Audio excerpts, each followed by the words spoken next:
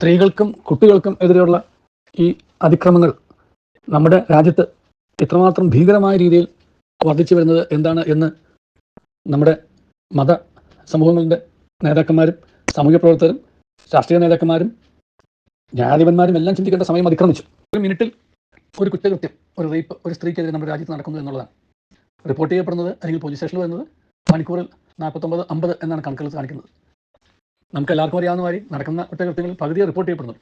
അങ്ങനെയാണെങ്കിൽ ഒരു മിനിറ്റിൽ 1-2 പേരെങ്കിലും ഈ രാജ്യത്ത് നമ്മുടെ പ്രിയപ്പെട്ട സഹോദരിമാർ ലൈംഗിക അതിക്രമത്തിന് വിധേയരാകുന്നുണ്ട്, റേപ്പിന് വിധേയരാകുന്നുണ്ട്. കുട്ടികളുടെ കാര്യം അതിലും ഭീകരമാണ്. ഒരു 5 വർഷം അല്ലെങ്കിൽ ഒരു 5-6 വർഷം മുമ്പ് എടുത്തു നോക്കുകയാണെന്നുണ്ടെങ്കിൽ ഒരു വർഷം കുട്ടികൾ റേപ്പ് ചെയ്യപ്പെടുന്നത് ഏകദേശം 20,000-ഓളമായിരുന്നു ഒരു വർഷം. ഇപ്പോഴത് ഏകദേശം 40,000-ഓളം എത്തിയിട്ടുണ്ട്.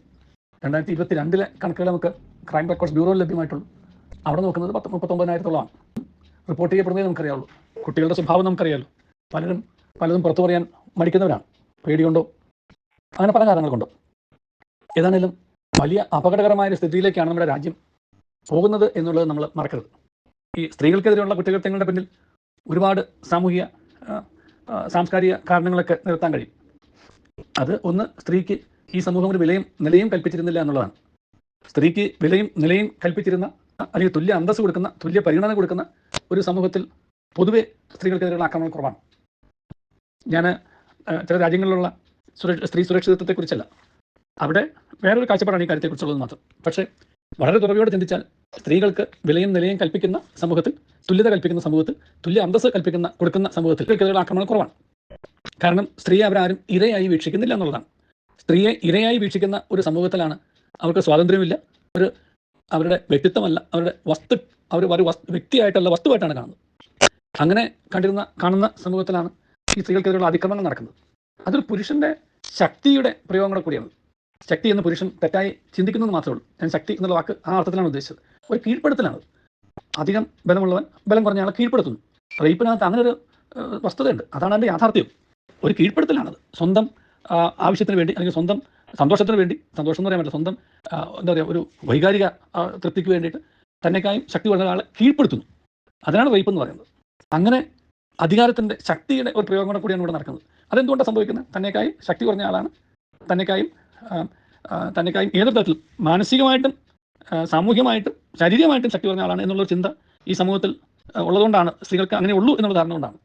നമ്മൾ പലപ്പോഴും പറഞ്ഞിട്ടുണ്ട്, നമ്മുടെ നാട്ടിൽ തന്നെ പറഞ്ഞിട്ടുള്ളതാണ്, പെണ്ണിൻ്റെ വാക്ക് കേട്ടാൽ പരിപാടിയിലാവുന്നത്. അങ്ങനെ പെണ്ണിൻ്റെ വാക്ക് കേട്ടാൽ പരിപാടിയിലാവും എന്നൊക്കെയുള്ള പ്രയോഗങ്ങളിലൂടെയാണ് നമ്മൾ പലപ്പോഴും സ്ത്രീകളെ ഒരു പടി താത്തി, അല്ലെങ്കിൽ സ്ത്രീകൾക്ക് അപ്രകാരമുള്ള ഒരു മാനസികമായ ബൗദ്ധികമായ ഒരു വളർച്ചയില്ല, ഒരു പുരുഷന് തുല്യതയില്ല എന്നുള്ള, വളർച്ചയില്ല, പുരുഷന് അത്രയും തുല്യതയില്ല എന്നുള്ള നിലയെക്കുറിച്ച് ചിന്തിച്ചിട്ടുണ്ട്. ആ നിലപാടുകളൊക്കെ മാറ്റിയിട്ട് ദൈവം സൃഷ്ടിച്ച എല്ലാ മനുഷ്യരും ദൈവത്തിൻ്റെ മക്കൾ എന്നുള്ളതായിരിക്കും. ഈ രാജ്യത്തെ എല്ലാ പൗരന്മാരും ഒരേ രാജ്യത്തിലെ തുല്യതയ്ക്ക് അവകാശമുള്ള പൗരന്മാർ എന്നുള്ളതായിരിക്കും. അവിടെ ജാതിയോ മതമോ വർഗ്ഗമോ ലിംഗമോ ദേശമോ ഭാഷയോ ഒന്നും വ്യത്യസ്തമല്ലെന്നും എല്ലാവർക്കും ഉള്ളത് ഒരേ തുല്യത, ഒരേ അന്തസ്സാണെന്നുള്ള തിരിച്ചറിവോടുകൂടി നമുക്ക് മറ്റുള്ളവരെ കാണാൻ കഴിഞ്ഞാൽ ഒരുപാട് മാറ്റം വരും. അങ്ങനെ കാണാൻ കഴിയുന്ന സംസ്കാരം നടത്തിയെടുക്കാൻ കഴിഞ്ഞാൽ ഒരുപാട് മാറ്റം വരും. അങ്ങനെ കാണാൻ കഴിയുന്ന സംസ്കാരം നമ്മുടെ കൊച്ചു കുട്ടികൾക്ക് പറഞ്ഞു കൊടുക്കാനും പകർന്നു കൊടുക്കാനും കാണിച്ചു കൊടുക്കാനും ഒക്കെ കഴിഞ്ഞാലും വലിയ വ്യത്യാസം വരും.